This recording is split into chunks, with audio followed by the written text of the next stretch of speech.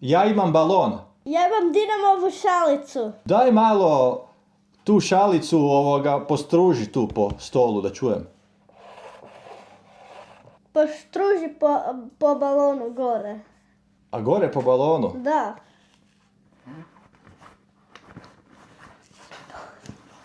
Dobro. Dobro. Po šalici odi onak s prstom, s noktom lupi malo. Ne, aj ponovo, znaš onak, ko dok imaš čaržu i onda onak s noktom boink.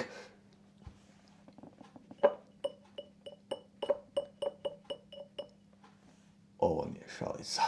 Lupi po balonu. Još malo lupi po balonu. Ovaj gospod nema šalicu, garantiram. Ako ima šalicu, možda se i razbije, nema veze. Malo ju digni u zrak, ne previše, nekih 10-20 cm, u zrak i pusti ju dole.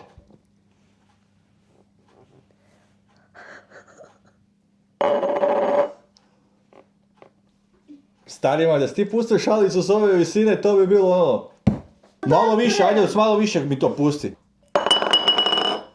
Zvuk je stakla nekakvog, ali ne znam, a nije to to. Digni i baci balon. Opet, još jedan put. Znaš da balon dugo leti dok dojede dolje, znači čekaj sad kad bacim, op. Okej. Mislim da nije balon. Ja isto mislim da ti nema šalicu.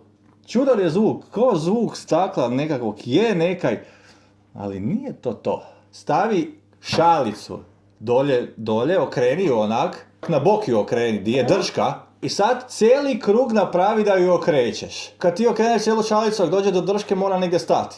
Ili, ajde. Okreći. A još jedan put. Stavimo po cijeli krug napravilo. Šalica mora ima dršku. Onda je čaš. Aj, ne, aj pitaj ti mene. Potegni ono kaj balon ima gore di se puše. Jesam, 2 puta sam. Okej. Ja mislim da ti nemaš šalicu. Mislim da nemaš balon. Au! Kaj sad? Ti si imao 2 stvari, ti varaš cijelo vrijeme. Ovo je bil primjer, a s ovom sam radila. Znači, 9 godina lažeš ko da imaš 88 godina. Dobro smo ovo odigrali, ja? Da. Je.